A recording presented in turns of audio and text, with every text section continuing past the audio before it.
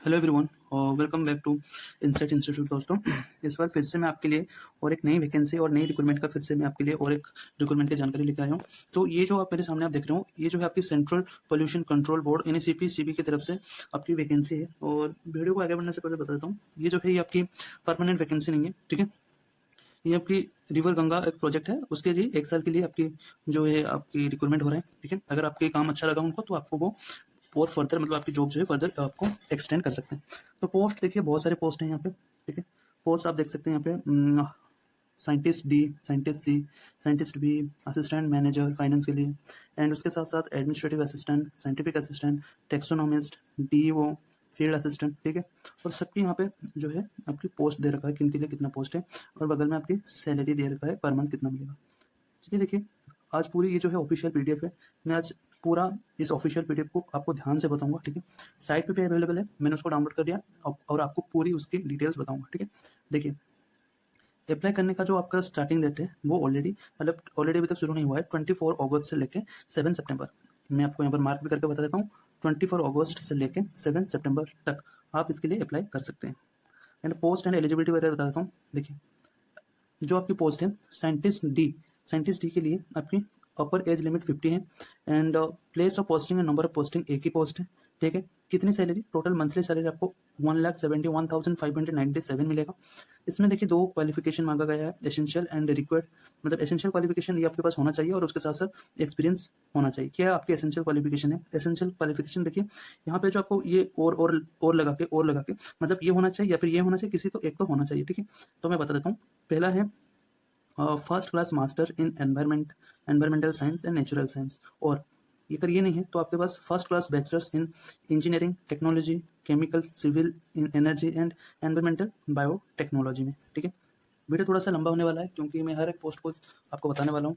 Then दूसरा जो है आपकी, अगर उसके साथ साथ ये होना चाहिए या फिर ये होना चाहिए, एंड उसके साथ साथ आपको cumulative impact factor of total publish paper in journal should not be less than 10। Only paper published in UGC care list journals and scopes index journal shall be consider for calculation of impact factor, ठीक है।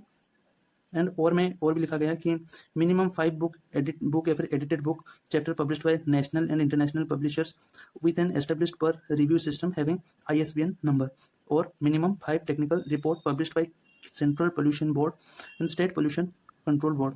उसके साथ साथ 7 साल का आपका experience होना चाहिए from a reputed organisation in the field of बताता हूँ, in the field of prevention control and abatement of river pollution. एक मिनट रुकिए, हाँ थोड़ा सा मेरा बीच में गला जो खराब हो गया था। फील्ड प्रिवेंशन कंट्रोल, हाँ, and abatement of river pollution and industrial pollution, sewage management and environmental management, and candidate should be familiar with environmental and norms and data analytical etcetera.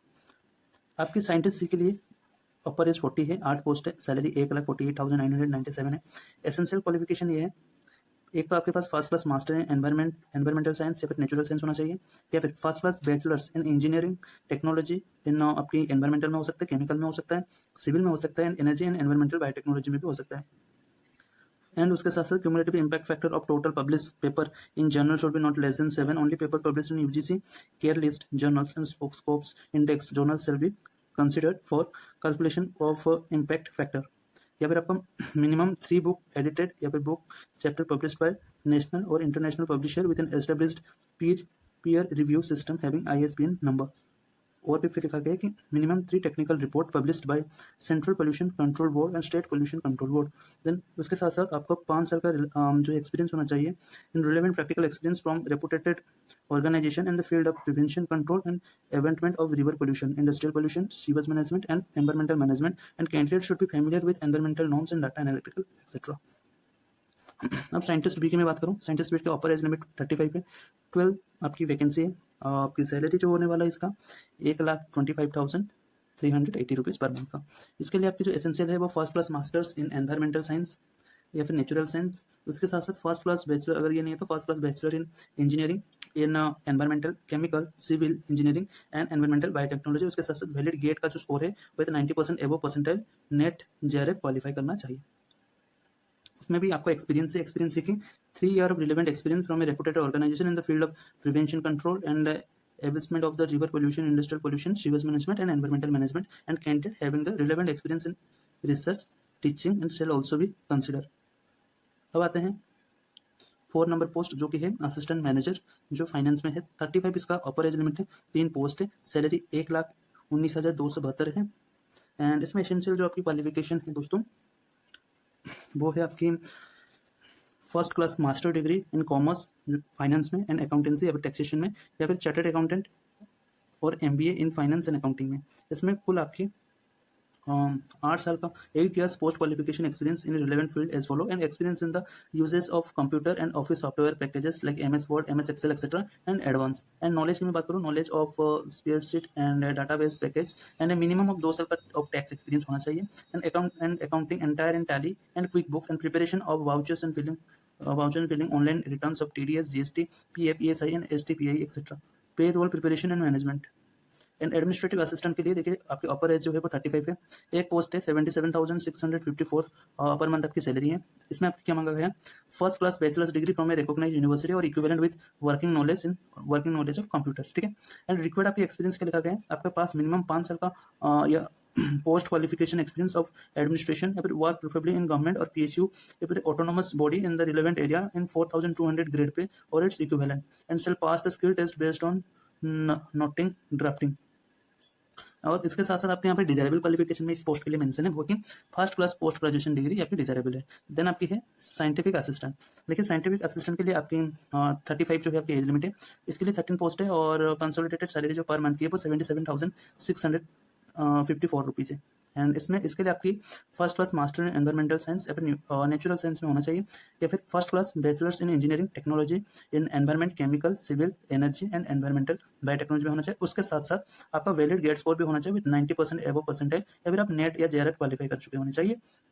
अब बढ़ते हैं हमारी नेक्स्ट पोस्ट के लिए जो है taxonomist. Taxonomist के लिए आपकी यहाँ अपर एज जो है वो 35 है। एक ही पोस्ट है। कंसोलिडेटेड सैलरी की दोस्तों मैं बात करूंगा, यहाँ पे कंसोलिडेटेड जबकि पर मंथ की सैलरी होने वाला है वो 65,031 रुपीज़ है। इसके लिए एसेंशियल क्वालिफिकेशन है कि आपके फर्स्ट क्लास MSc होना चाहिए, एंड डिजायरेबल क्वालिफिकेशन है मास्टर डिग्री इन बॉटनी होना चाहिए या फिर जूलॉजी होना चाहिए विद मिनिमम 75% मार्क और इक्विवेलेंट, एंड आपके पास एक वैलिड गेट स्कोर होना चाहिए विद 90% एबव परसेंटाइल, या फिर आपके पास एक नेट JRF क्वालिफाई कर रखा होना चाहिए। उसके साथ साथ ये भी लिखा हुआ है कि उसी पोस्ट के लिए मतलब कौन सा पोस्ट में बताता हूँ, आपकी टेक्सोनॉमिस्ट के लिए आपको cumulative impact factor of total published paper in journal should not be less than 7। Only paper published in UGC care list journals and scopes index journal shall be consider for calculation of impact factor, ठीक है। अगर आप qualification देखो, मैं आपको कहूँगा पूरी video को बिना स्किप किए देखना।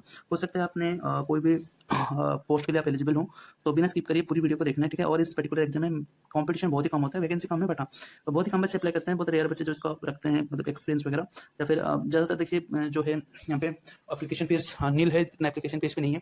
अगर आप एलिजिबल है तो मैं रिकमेंडेड करूँगा फिल करने के, ठीक है, फिल कर लीजिएगा। हाँ, तो हम टेक्सोनॉमिस्ट के पोस्ट पे थे, देखिए उसके साथ साथ at least 1 book edited book chapter, ये तो आपको देखो, ये तो आपको पता होगा जो हर मतलब पोस्ट पे। हाँ, अब देखते हैं मेन दूसरे के लिए। दूसरा जो है जो आप लोग, मुझे लगता है बहुत सारे बच्चे जो एलिजिबल हो गए वो आपकी DO मतलब डाटा एंट्री ऑपरेटर। इसके लिए 32 जो है अपर एज लिमिट है। इसके साथ साथ आपकी 4 वैकेंसी है। पर मंथ सैलरी 57,498 है। बस आपके पास BSc होना चाहिए इन साइंस में, मतलब BSc साइंस में होता है ना, बैचलर इन साइंस होना चाहिए, या फिर BC होना चाहिए। एंड उसके साथ साथ इसमें स्किल टेस्ट भी है। Shall pass the skill test in MS office, ठीक है। MS ऑफिस में क्या है, word, excel, power point etcetera. And उसके साथ साथ आपके 45 वर्ड पर मिनट यहाँ पे लिखा हुआ है इन इंग्लिश, एंड 35 वर्ड पर मिनट हिंदी में होना चाहिए आपकी स्पीड। दूसरा जिसके लिए बहुत सारे मेजर स्टूडेंट एलिजिबल होंगे वो है फील्ड असिस्टेंट। फील्ड असिस्टेंट के लिए टोटल आपकी अपर एज लिमिट है 27, टोटल 8 पोस्ट है। 38,741 रुपीज़ आपकी सैलरी होने वाला है। इसके लिए 10+2 in science with minimum 55% mark होना चाहिए, and knowledge of water and waste water sampling and sample reservation, ठीक है। मैंने सारे आपकी जितने भी पोस्ट है सारे पोस्ट को मैंने डिटेल में कवर किया है, कोई भी पोस्ट मैंने नहीं छोड़ा है। तो आप अगर किसी भी पोस्ट के लिए एलिजिबल है तो आप डेफिनेटली इसके लिए अप्लाई करिएगा। कंपटीशन इतने रिलेटिवली कम होता है, ठीक है। ये जो डिपार्टमेंटल या फिर कोई भी ऐसे एग्जाम निकलते हैं तो इसका मैं कहूँगा फॉर्म फिल करिएगा। देखिए अप्लाई कैसे करना है, तो अप्लाई का जो शुरू कब होने वाला है मैंने बता भी दिया था, फिर भी यहाँ पे लिखा हुआ है आपकी यहाँ पे 24 अगस्त 2026 से लेकर 7 सितंबर 2026, ठीक है। और इंटरव्यू दिल्ली में होने वाला है। देखिए अप्लाई करने के बाद आपका और क्या है, हाँ, लिंक कैसे अप्लाई करना है, लिंक यहाँ पे मेंशन है www.cpcv.gov.in पे जाके आप अप्लाई करिए, ठीक है। अब यहाँ पे कुछ लिखा हुआ है कि हाउ टू अप्लाई। देखिए अप्लाई कैसे करना है मैं बता देता हूँ। Fill and submission of application form can be completed in 2 step. 2 step में आपको कंप्लीट कर सकते हैं। पहला स्टेप है आपको रजिस्ट्रेशन, ठीक है। रजिस्ट्रेशन करने के लिए देखिए applicant are required to have a valid email ID and active mobile number, ठीक है। मतलब आपके पास एक ईमेल आईडी होना चाहिए और एक एक्टिव नंबर होना चाहिए जो आप यूज़ करते हो, उसको चेंज मत करिएगा, ठीक है। उसके बाद name, the name should exactly as given in degree certificate and the applicant will not be allowed to edit this field after registration. देखिए रजिस्ट्रेशन में जब आप नेम देंगे वो आपकी जो सर्टिफिकेट होगा उसके साथ मैच करना चाहिए, आप इसको एडिट नहीं कर सकते। पोस्ट की बात करें, select the post from the drop down menu as per your eligibility criteria given in the details advertisement, ठीक है। तो मेरे 1 मिनट वीडियो थोड़ा सा लंबा हो रहा है, मैं उसको पॉज करके फिर से बनाऊंगा, ठीक है। हाँ, तो दोस्तों मैं ये कह रहा था कि आपको यहाँ पे अपना पोस्ट, जिस पोस्ट के लिए आप अप्लाई कर जाना, आपको the post from drop down menu as per your eligibility criteria given in the detail advertisement, जिस पोस्ट के लिए आप एलिजिबल है उस पोस्ट को आपको भरना है। एंड एसेंशियल क्वालिफिकेशन, इसमें लिखा गया कि qualification is already given in the tab, the candidate need to select his qualification accordingly and please refer the detail advertisement for more detail, ठीक है। देखिए इन्होंने ये कहा कि देखिए क्वालिफिकेशन जो है हमने दे दिया है और कैंडिडेट उसको मस्ट अच्छे से देखे, और वो एलिजिबल होते नहीं होते उसको वो खुद वेरीफाई करेंगे, ठीक है। तो मैंने आपको वीडियो में बता दिया हर पोस्ट के लिए क्या क्या क्वालिफिकेशन, क्या क्या एक्सपीरियंस, कितने कितने पोस्ट, कितनी कितनी अपर एज लिमिट है, सारी वीडियो बताएं, तो वीडियो को रिवाइंड करके देख लेना है, ठीक है।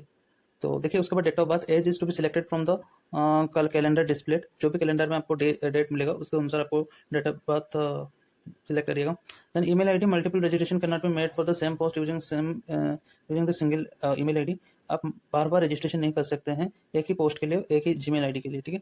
मोबाइल नंबर के लिए, registered mobile phone number should be reserve till the end of the requirement. जो भी आप फोन नंबर दे रहे हैं उसको जो आपकी रिक्वायरमेंट की प्रोसेस है, जब तक रिक्वायरमेंट खत्म नहीं हो जाता, रिक्वायरमेंट की प्रोसीजर खत्म नहीं होता, तब तक आप इस मोबाइल नंबर को अपने पास रखिएगा, डीएक्टिवेट या फिर डिलीट, मतलब सिम को मत फेंकिएगा।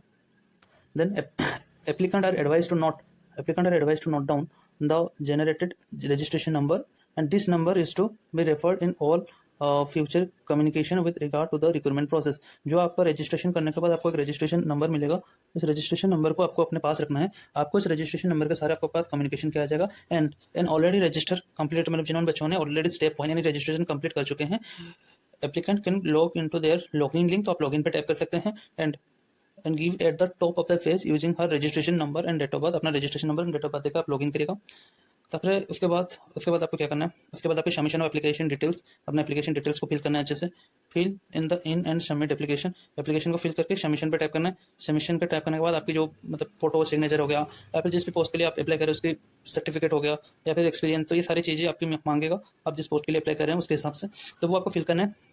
फिल करने के बाद व्यू द एप्लीकेशन डिटेल, जो भी आपने फिल किया होगा उसको फिर से थोड़ा रीचेक कर लेना ताकि कोई गलती ना हो, ठीक है।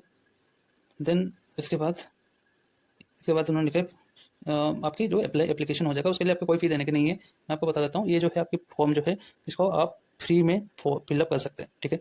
मैंने साइट बता देता, वीडियो को रिवाइंड करके देख लेना, साइट मैंने बता देता, साइट पे जाके फ्री में आप अप्लाई कर सकते हैं, आपको कोई भी फीस देने के लिए नहीं पड़ना है। बस ये याद रखना है एलिजिबिलिटी जो है आप इसको मीट करना चाहिए, ठीक है। तो आप अप्लाई है बिल्कुल फॉर्म को फिल करिए, कंपटीशन बहुत ही कम होता है, अच्छे से तैयारी करिएगा। देन जो सबसे कॉमन क्वेश्चन पूछे जाते हैं, फ्रीक्वेंटली आस्क्ड क्वेश्चन, उसको भी उन्होंने काउंटर करके आंसर दिया है कि how can I fill the application form for CPCB requirement advertise number. तो उन्होंने आंसर में लिखा है कि इस form to fill the application form applicant have to visit CPCB website में फिर से बता रहा हूँ, ये है आपकी वेबसाइट, ठीक है। हो सकता है स्क्रीनशॉट ले लेना, and register themselves through the link and provided under jobs heading. After successful registration, applicant will be provided the registration number, and the applicant will need to sign in using the registration number and date of birth and fill the application form। समझ में आ गया। फिर देखिए there are any detailed instruction available to the applicant for submitting the online application, ठीक है।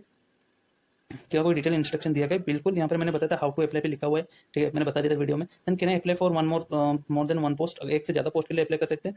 यहाँ पे उन्होंने लिखा है कि an applicant can apply for multiple post if he और she fulfil the eligibility criteria and advertise for the set post. मतलब आप एक से ज्यादा जितनी पोस्ट है आप इनमें से एक पोस्ट भी भर सकते हैं, मल्टीपल पोस्ट भी भर सकते हैं। आपको बस ये चेक करना कि आप उसके लिए एलिजिबल हो कि नहीं, ठीक है। एजुकेशनली आप एलिजिबल हो, एक्सपीरियंस रखते हो, तो आप बिल्कुल एलिजिबल हो, आप एक से ज्यादा फॉर्म को फिल कर सकते हो, ठीक है, कोई चिंता की बात नहीं। लास्ट डेट यहाँ पे फिर से उन्होंने मेंशन कर दिया 7 सितंबर 2026 को। Then I have forget to note down my registration number, very find my registration number. अगर आपने पहले रजिस्ट्रेशन किया है, अपना नंबर भूल गए हो, ठीक है, तो आपको फॉरगेट इन रजिस्ट्रेशन नंबर पे टैप करना है, उसके बाद अपने रजिस्ट्रेशन नंबर को ला सकते हैं। बट जिन्होंने अभी फ्रेश लेवल रजिस्ट्रेशन कर रहे हैं वो तो मैं कहूँगा आप नोट डाउन करके रख लेना है रजिस्ट्रेशन नंबर को टिल द आपका रिक्रूटमेंट प्रोसेस खत्म होने तक। देन पासवर्ड भूल गए हो तो डेट ऑफ बर्थ से दे सकते हैं, मोबाइल नंबर या फिर ईमेल आईडी भूल गए हो तो मोबाइल नंबर ईमेल आईडी। अच्छा, ये एक इंपॉर्टेंट पॉइंट है भाई, देखो इन्होंने ये लिखा है कि अगर आपके पास अपना mobile number and email ID भूल जाते हो तो क्या उससे हम अपना रजिस्ट्रेशन आईडी खोल सकते हैं? मतलब मोबाइल आईडी या फिर ईमेल आईडी मेरा खो गया, मुझे नहीं मिल रहा, मैंने किस आईडी से लॉगिन किया देखा था, तो ये आपको इस केस में नहीं हो सकता। ठीक है, बहुत इंपॉर्टेंट चीज़ें हैं कि अपना फ़ोन नंबर और अपनी ईमेल आईडी, ठीक है, कभी चेंज मत करना है। अगर इसके लिए रजिस्ट्रेशन कर रहे हो तो अपना ईमेल आईडी, फ़ोन नंबर को हमेशा जो है अच्छे से रखना है, कोई डिलीट नहीं करना, डीएक्टिवेट नहीं करना, सेव मत रखना। ठीक है, जो आप रेगुलरली यूज़ करते हो उसको यूज़ करना है। ठीक है, then is it necessary to fill up all the tabs in the registration page, कि सबको फिल करना चाहिए जितने भी मांगा जाएगा? हाँ, सभी भाई भरने हैं। Then I have made a mistake while filling up, आपने कोई गलती की तो क्या उसको करेक्ट कर सकता हूँ? तो देखिए, आप एडिट का ऑप्शन आता है जब आप फाइनली सबमिट करने जाओगे, तो आप उससे पहले जाके एडिट कर सकते हो। ठीक है, can I delete application already? No. देखो, अगर आपने अप्लाई कर दिया, आप डिलीट करना चाहते हो, ऐसा नहीं कर सकते। एक बार अप्लाई होने के बाद आपने ऑलरेडी अप्लाई कर दिया है, उसके लिए आप डिलीट नहीं कर सकते। ठीक है, तो ये सारे क्वेश्चन थे। होप वीडियो आपको अच्छा लगा होगा। लेंथी नहीं बनाना चाहता था वीडियो, बट मैंने सारी चीज़ों को कवर किया है। फ्री का पोस्ट है भाई, मतलब फ्री में मिल रहा है, और सैलरी के हिसाब से मैं अगर बात करूँ तो देखो सैलरी भी ठीक ठाक है। ठीक है, पोस्ट ये रहे, पोस्ट वैकेंसी ये रहे। ठीक है, तो ये है कि देखो कंपटीशन इसमें बहुत ही कम होते हैं, बहुत ही कम कंपटीशन होते हैं कंपेरेटिव टू इस सेगमेंट। स्पेसिफिकली जो बच्चे डाटा एंट्री ऑपरेटर है, फील्ड असिस्टेंट है, टेक्सोनॉमिस्ट है, यहाँ पे साइंटिफिक असिस्टेंट है, इनके लिए यहाँ पे बहुत ही कम कंपटीशन है। और इनका तो चलो छोड़, इनका मतलब हो जाएगा। ठीक है, बाकी इनका बहुत ही कम कंपटीशन है, तो फॉर्म को फिल करना है। आई होप वीडियो आपको अच्छा लगा हो। देखिए, जो भी मैं आपके सामने रिक्रूटमेंट लेकर आता हूँ वो आपकी ऑथराइज होता है, मतलब कोई भी ऐसा नहीं कि मैं फर्जी वर्जी लेकर आ चुका आता हूँ। ठीक है, मैं आपकी ऑफिशियल साइट से लेकर आता हूँ, तो आप मुझ पर 100% रिले कर सकते हैं। ठीक है, तो आप चैनल को भी सब्सक्राइब करके रख लीजिएगा, जैसे ही कोई भी नोटिफिकेशन कोई भी आएगा तो मैं आपको बिल्कुल बता दूंगा। इस चैनल में ज़्यादातर जो एसएससी, बैंकिंग, ओपीएससी मतलब स्टेट पीसीएस या फिर सिविल सर्विस के रिलेटेड, यूपीएससी रिलेटेड जितने भी एग्जाम हो सकते हैं, सीएपीएफ, सीडीएस या फिर एनडीए हो गया, या फिर एसएससी पे स्टेनोग्राफर से लेकर सीजीएल, सीएचएसएल सिलेक्शन पोस्ट, सारे जानकारी आपको मिल जाएगा। बैंकिंग के रिलेटेड सारी जानकारी, रेगुलेटरी बॉडी जैसे कि आरबीआई हो गया, नाबार्ड हो गया, सेबी हो गया, है ना, आपकी जितने भी रेगुलेटरी बॉडी है सारी आपकी जानकारी यहाँ पे मिल जाएंगी। तो चैनल को दोस्तों सब्सक्राइब करके रखना है, और वीडियो अच्छा लगा लाइक करना है। और जो भी बच्चे नए हैं तो आप लोग हमारी डिस्क्रिप्शन पे एक लिंक होगा, मतलब चैनल यूट्यूब चैनल के डिस्क्रिप्शन पे जाकर चेक करना है, एक लिंक होगा, उस लिंक पे टैप करना है। लिंक पे टैप करने के बाद हमारा जो व्हाट्सअप चैनल होगा, व्हाट्सअप चैनल का लिंक आपको मिल जाएगा, आप व्हाट्सअप चैनल पर आप जुड़ सकते हैं। आप फॉलो कर लीजिएगा व्हाट्सअप चैनल को, जो भी लेटेस्ट वीडियो इन्फॉर्मेशन, कोई भी इंपॉर्टेंट नोटिस है वहाँ पे मिल जाएगा। ठीक है, होप वीडियो आपको अच्छा लगा। तो चलिए दोस्तों, कोई नई रिक्रूटमेंट नई सेशन पे आपसे मुलाकात होगी। धन्यवाद।